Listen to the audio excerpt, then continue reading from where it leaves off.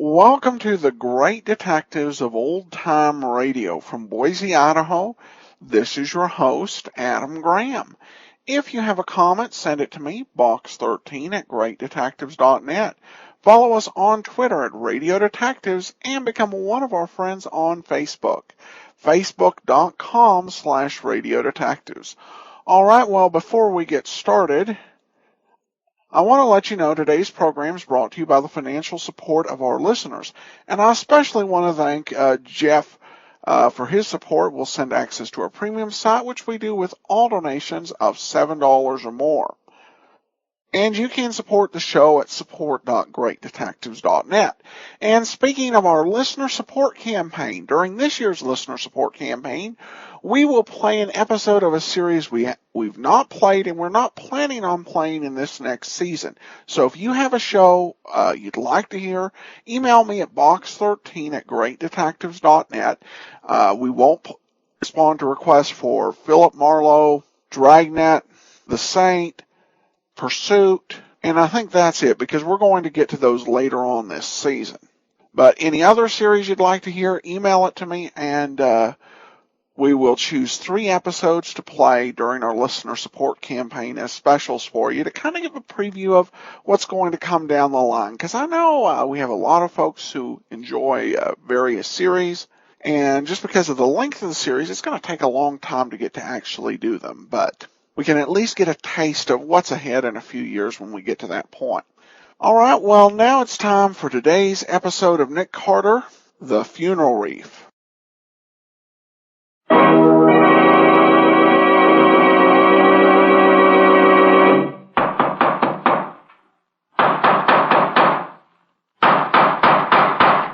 What's the matter? What is it? It's another case for Nick Carter, Master Detective. Yes, it's another case for that most famous of all manhunters, the detective whose ability at solving crime is unequaled in the history of detective fiction. Nick Carter, Master Detective. Presented by the 3 great Linex home brighteners, Linex Clear Gloss, Linex Cream Polish, and Linex Self-Polishing Wax. Created by Acme, America's great producer of Acme quality paints. Today's curious adventure, The Funeral Wreath, or Nick Carter and the Mystery of the White Verbenas.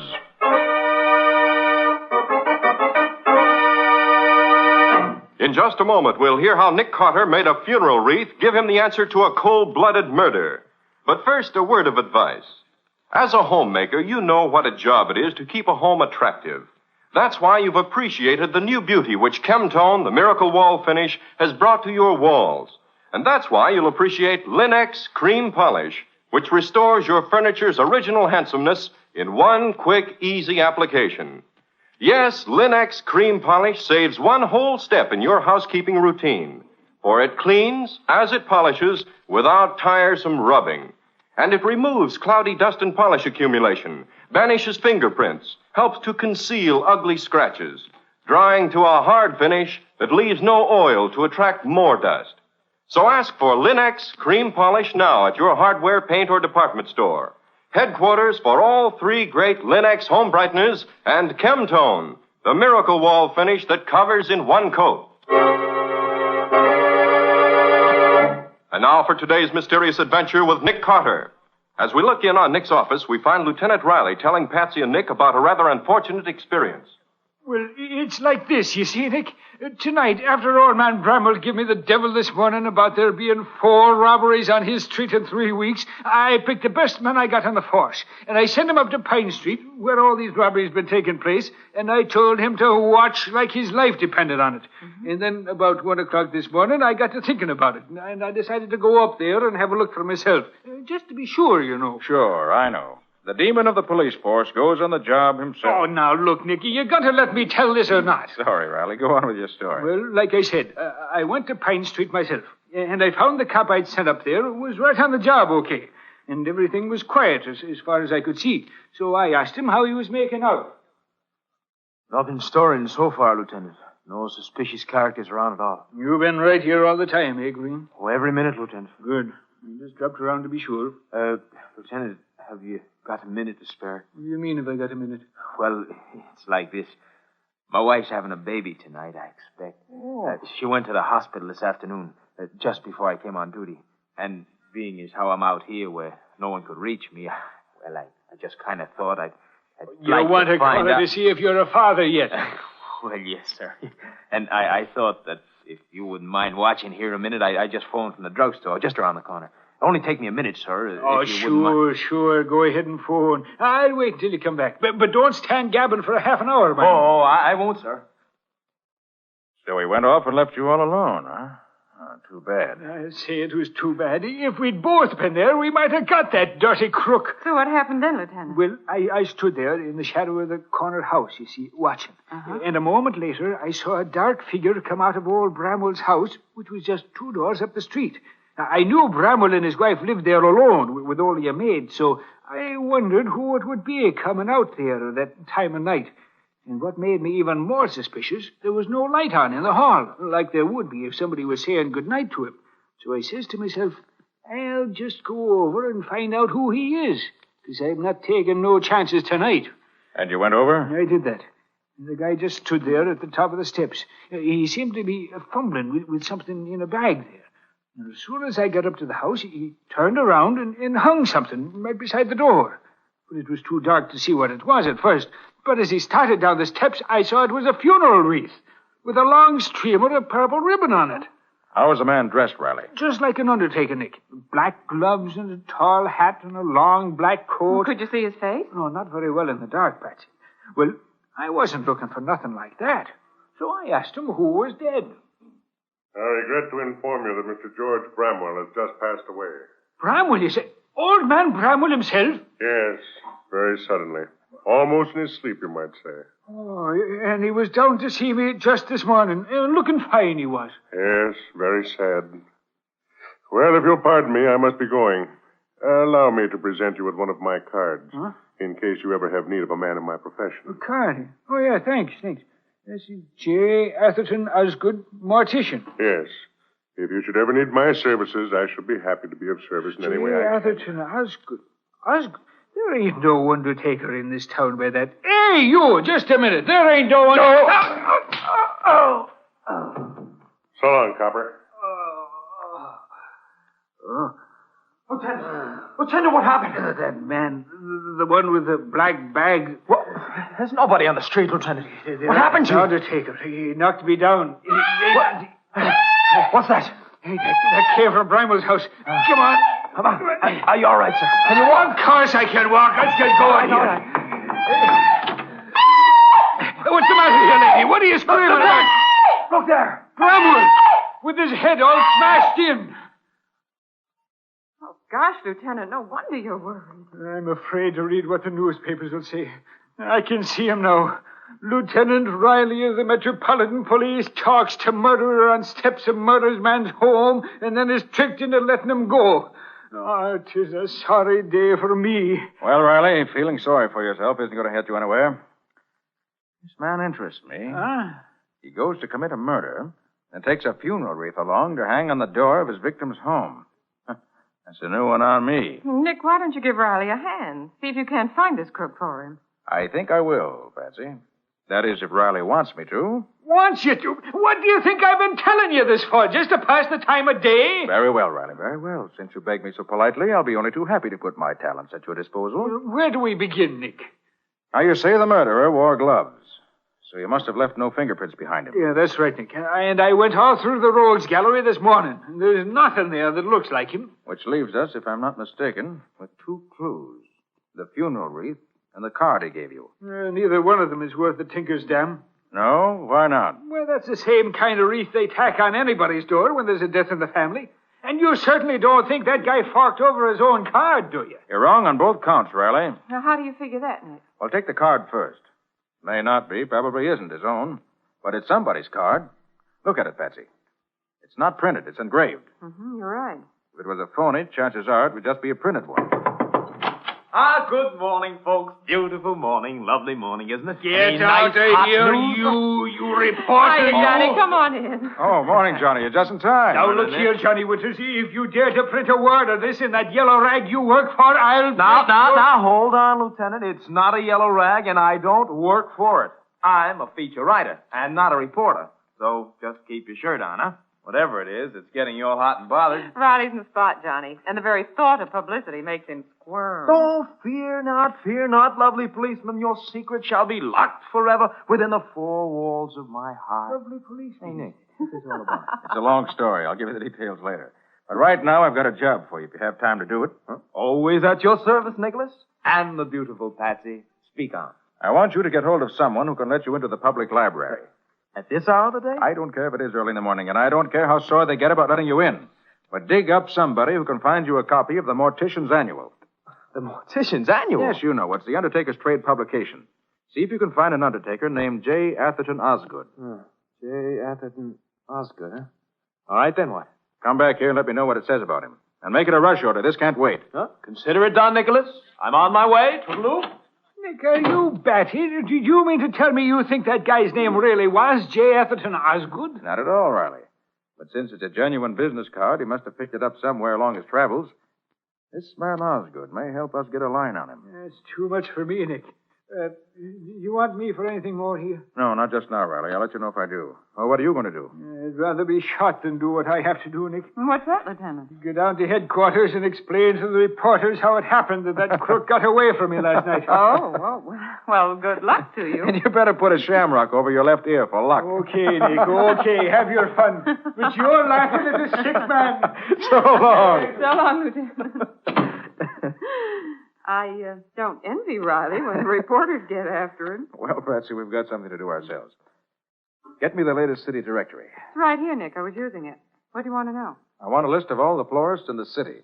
What on earth for? We're going to call on them and see which of them made this funeral wreath and for whom. So get busy.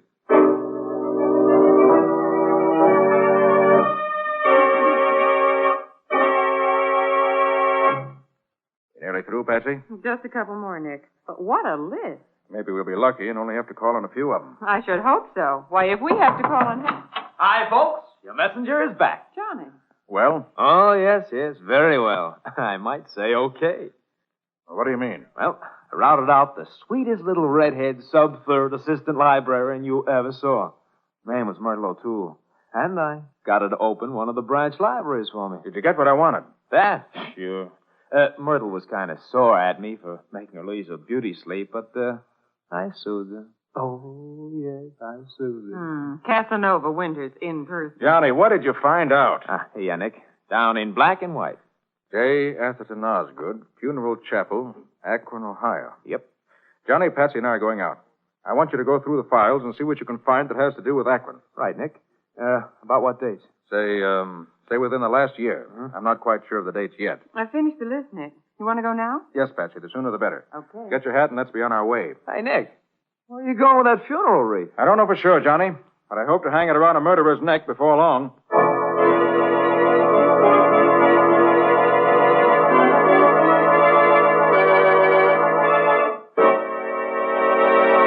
So Nick believes the funeral wreath, which the killer hung on his victim's door, will lead him to the killer himself. What can there be about that wreath that makes it such an important clue? We'll see in just a moment. Ever notice how much a shining, clean floor adds to the appearance of any room?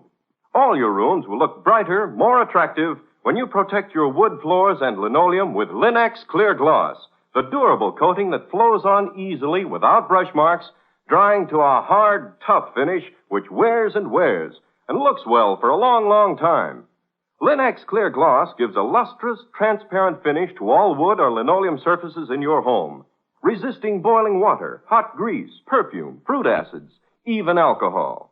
And it's so easy to keep clean, for Linex Clear Gloss keeps the dirt on the surface where it's easily wiped away.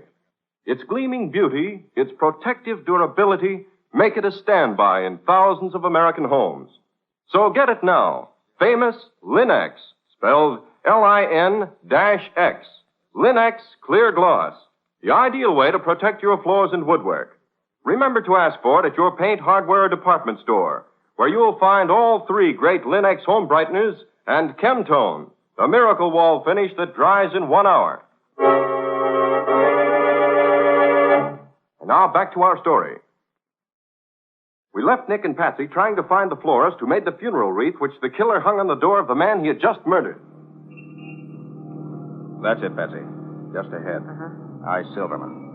Well, I hope this florist can tell you more than the other four we visited. They didn't know from nothing. I hope this wreath doesn't get worn out before I find out who made it. Yes, what is it? Did this funeral wreath come from your shop? From my shop. Let me see. No, it couldn't be from here. All day yesterday, business was very bad. I sent out not one single order all day. Only 2 customers. All right, I'll take your word for it. But how about the day before? Did you send it out then, perhaps? That's not possible, mister. These flowers, they are too fresh. They could not have been picked before yesterday, or so fresh they wouldn't be now. You mean the wreath was definitely made up yesterday? Sure, mister. Couldn't be before yesterday. The flowers, they are too fresh. Any idea who might have made it up? That I couldn't say, mister. It's a very ordinary piece. Could be anybody made it. Okay, thanks. Come sometime when you want to buy something, maybe. Yes, mister? Thanks, I will. Any luck, Nick? No. I did find out the wreath was definitely made yesterday, but that's all. Oh. Well, who's next on the list? Before we visit the next place, I want to call Johnny and ask him what he found. Maybe that'll give us a lead.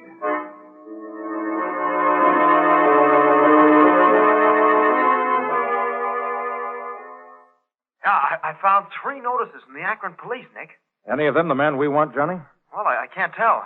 Descriptions are so general, they don't mean much. What are the dates on them? Oh, one is dated almost a year ago.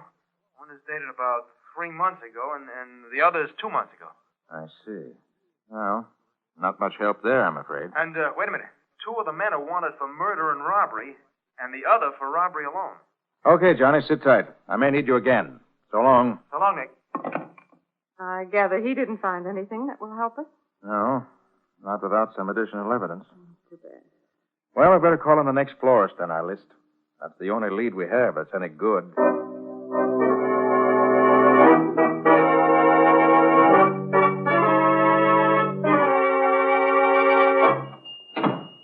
Mr. Schwartz? That is right. Could you tell me if you made this wreath? Did I make it? Oh, mister, I did not make it. Well, could you tell me who might have made it? Let me look. Yes. I could not say for certain, mister, but I am in this business a long time, and I think this was not made by the florist. Oh, is that so? Are you sure? No, I am not sure. But it looks as if it was made by someone who has seen a lot of wreaths like this, but is not a regular florist. Someone who's seen a lot of wreaths like it, but not a professional florist. Huh. Funny none of the other florists noticed that. They probably were not as experienced in the business as I am. Or they did not look closely enough. I am sure it is not professional. And, well, another thing. These flowers. Yes?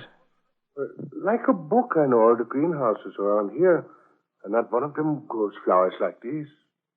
That I'm sure. Thanks very much. You've told me a lot, Mr. Schwartz. So long. Goodbye, mister. Any luck this time, Nick? Patsy, I think we've got something. Oh, good. What is it? Find me a telephone. I want to talk to Mr. J. Atherton Osgood of Akron.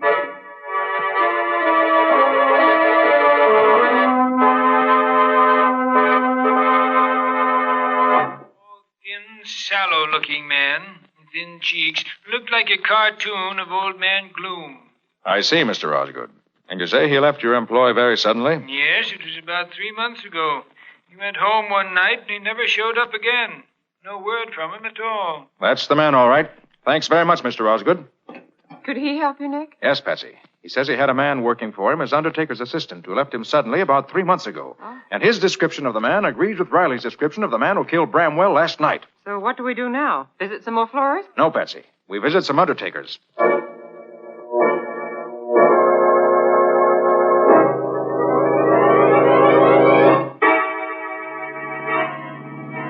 why are you so sure the killer works for an undertaker, Nick? It's logical, Patsy.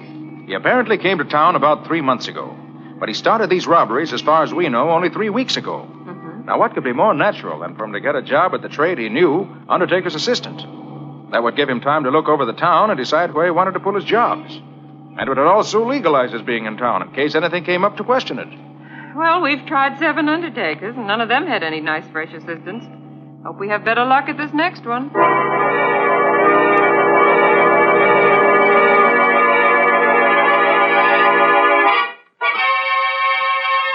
Why, yes, Mr. Carter, we do have a new assistant, a Mr. Carnes, a very fine man, most efficient. Came here about 3 months ago, but I'm sure he can't be the man What you does he are. look like? Why, he's about as tall as you are, not nearly as heavily built. His cheeks are thin, and he looks rather like... Like Old Man Gloom? Well, I wouldn't like to say that, but he does. Well, now that you mention it, he does rather resemble that character, yes. I'd like to see him. Why, he's not here today, Mr. Carter. He's home packing his bag. Packing his bag? You mean he's leaving town? Oh, just overnight, that's all. We're shipping one of our late clients to Cleveland. Mr. Carnes is going with the body to deliver it to relatives there. I see. Well, you mind telling me where your Mr. Carnes lives? Why, I'm not sure, Mr. Carter. I've never become that friendly with Mr. Great Carnes. heavens, man. Surely you know where your own employees live. Oh, but he's not one of my employees, Mr. Carter. I'm not the head of this establishment. Mr. Grayson is. He could tell you, of course. Well, where's Mr. Grayson? I'll ask him. I'm very sorry to say he's not here today. Not here? No, he's been called out into the country to supervise a very special... All right. And you say you don't know Carnes' home address? No, I don't. But I believe he lives on Oakmont Terrace, if I remember correctly. Oakmont Terrace? Yes, Mr. Carter, but I don't know the number. I'll find it. Oh, by the way, this body that Carnes is taking to Cleveland, who got it ready for shipment? Why, our Mr. Carnes did. He came to work early this morning in order to get it ready in time, and now he's... Thanks, that's all I want to know. So long.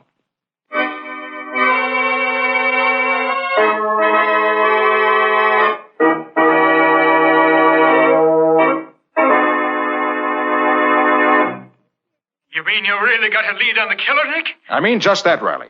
He lives on Oakmont Terrace, but I don't know the number. Now listen, Riley. Meet me at the corner of Oakmont and Denbrough as soon as you can. Okay. I want you to identify the man for me when I find him. I'll be out there in 2 shakes of a lamb's tail, Nick. I want to get my hands on that guy. I'll give him the worst trouble. Yes, I know, Riley, but wait till we catch him first. See you at Oakmont and Denbrough in 20 minutes.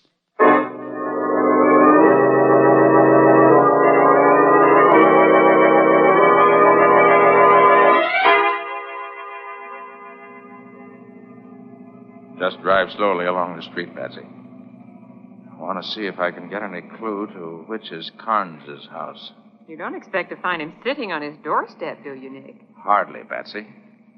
But one of the florists I visited gave me an idea. An idea about what? About the flowers and that wreath. He said that... there. That's the house. My hunch was right. You mean the house where Carnes lives? Yes, I'm sure of it. Why, Nick, how can you tell? By the garden in front of the house. Well, what can... Oh, there's Riley pulling around the corner up there. Shall we go meet him? Yes. I want to get this over with as soon as I can. Right.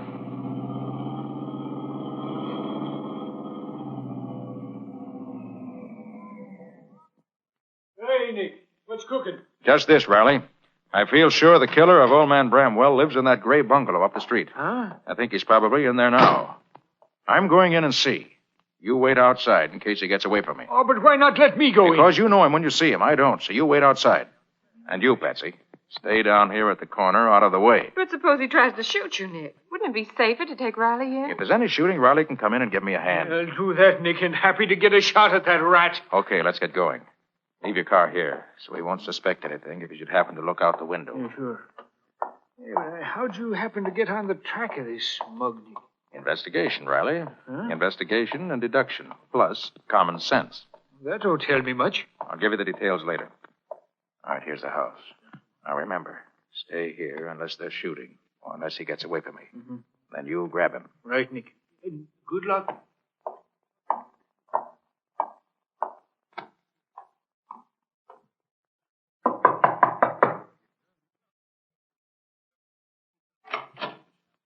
Well? Mr. Carnes here? Yes, that second door there. Shall I call him for... He's expecting me, thanks. Oh, all right. You can go right in then. Thanks. Hey, what the... Your name, Carnes? Yeah, so what? I want to talk to you. Is that any reason for busting into a guy's... I mean, is that any reason why you should enter my room without knocking? Why, yes. I was afraid I might not catch you if I lost any time. You seem to be leaving town. I don't know what you have in your mind, but I'm sure I'm not the one you want to see. I don't believe I know you. Well, I know you. You work for Grayson the Undertaker, don't you? And you're leaving town to chaperone a dead body to Cleveland. That's quite correct. I know a lot more, too. I know you killed George Bramwell last night in cold blood and took $3,000 in cash and $10,000 in jewels from his safe. It was a pretty slick stunt to impersonate a departing Undertaker and leave the wreath in the door. Go on, you interest me. But that was where you made your mistake, Carnes. Because a florist told me that wreath wasn't made by a real florist, but by someone who's seen lots of them. So I figured that the killer who might have worked for an Undertaker at some time was you. So you picked me out as the culprit. There's another mistake to use that card you picked up in Akron. Gave us a good line on you. Of course, going into the undertaking business here was an excellent idea. From your point of view, gave you a splendid chance to find out where the rich homes were located without attracting attention. Is that all? Not quite. I have a hunch that if we were to pry up the lid of that casket you're going to chaperone out of town, we'd find you'd hidden the loot in there. This is all very entertaining. But so far, you haven't shown any proof that connects this wild story up to me. So I must ask you... How about this, then? That homemade funeral wreath was made of white verbenas. A very uncommon flower around here. And there's a fine bed of verbenas growing in front of this house. The only white verbenas anywhere around here. So put on your hat, Carnes, and we'll go out and let Lieutenant Riley identify you as the man who slugged him last night. You can go to... Oh! Should take better aims, Carnes. You really hope to shoot your way out. You got nothing on me. I was just trying to... Whatever you were trying to do, that shot you fired just now was a signed confession of guilt. Yeah, you all right, Nick? Did you get it? Yes, everything's under control, Riley. There's your killer. Hey, that's the guy, all right. Convicted by his own funeral wreath, which is poetic justice if I ever heard it.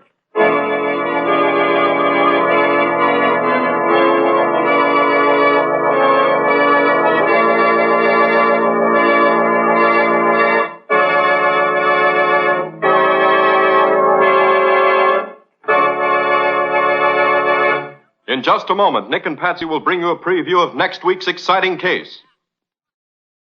Here's a suggestion. Give your floors a handsome surface in a jiffy with Linex self-polishing wax. The liquid wax you simply wipe on without rubbing or polishing. Linex self-polishing wax keeps all your floors, wood, tile, and linoleum, looking their shining best. Yet it's so quick to use, and it dries to an elastic, satiny finish that wears amazingly and is unusually resistant to dirt and water. It contains the greatest possible amount of genuine carnauba wax, with no gum, shellac, or resin to chip or crumble. So get it now, Linex self-polishing wax, to keep your floors beautiful the easy way. If your dealer hasn't yet received his supply of the 3 great Linex home brighteners, he'll probably have them soon. Ask him to save one or all of them for you. Acme will see that he gets them, and you get them, as quickly as possible. And now let's hear from Nick Carter himself. How about it, Nick? Have you got something new and exciting for us next week? I think so, Ken. In the courtyard of a new and expensive apartment building, the body of a man was found floating in the lily pool. With a large knife in his back. There was practically nothing to tell us who did it or why.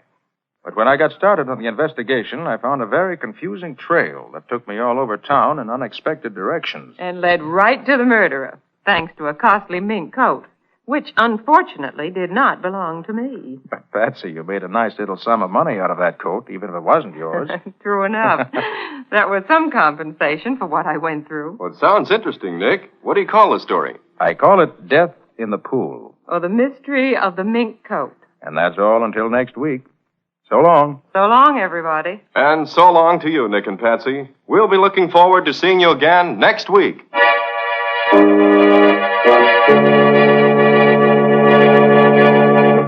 Next week at the same time, listen to another curious experience of Nick Carter, Master Detective, entitled Death in the Pool. Or Nick Carter and the Mystery of the Mink Coat.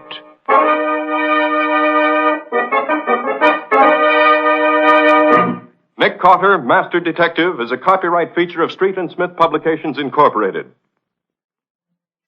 It is presented at this same time and over these same stations by the three great Linex home brighteners. Linex Clear Gloss, Linex Cream Polish, and Linex Self-Polishing Wax. Created by Acme, America's great producer of Acme quality paints. In the Nick Carter Adventurers, Lon Clark is starred as Nick. Helen Choate is featured as Patsy. Lieutenant Riley is played by Humphrey Davis. Original music is played by Lou White. The programs are written and directed by Jock McGregor. This is Ken Powell speaking for the thousands of Linex dealers all over America and saying so long until next week. This is Mutual. Welcome back. Well, this was pretty much just a basic procedural. Nick Carter didn't even do anything really crazy or dangerous till the end of the show, which is somewhat unusual. And all told, getting a murder to draw on him isn't the most dangerous thing that we've heard Nick Carter do. Of course, my only beef with this particular episode is that basically the case was solved by running through basic procedure and was something the police force should have done itself without the aid of the greatest of all manhunters. All right, well, on to listener comments and feedback. William emails in to say, Adam, I listened to a number of podcasts. I like your format best. The podcasts are cleaned up. You have short comments at the beginning with longer ones at the end.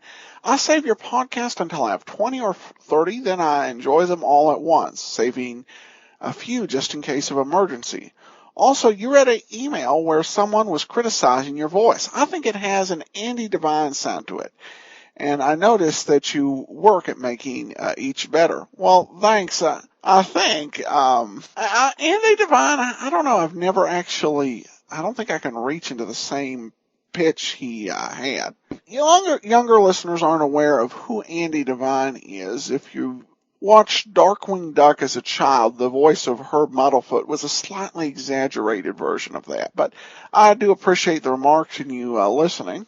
And then we have a review by David Gallagher, who writes, day in and day out, Adam hits all the right marks. The podcast is something I've become wildly obsessed with. Great programs, great variety, great host, great knowledge. Well done. Well, thanks so much, David. And that will do it for today. We'll be back tomorrow with the conclusion of the Open Town matter, and then join us back here next Thursday for another episode of Nick Carter. In the meantime, send your comments to box13@greatdetectives.net and follow us on Twitter, Radio Detectives, and become one of our friends on Facebook, facebook.com/Radio Detectives. From Boise, Idaho, this is your host, Adam Graham, signing off.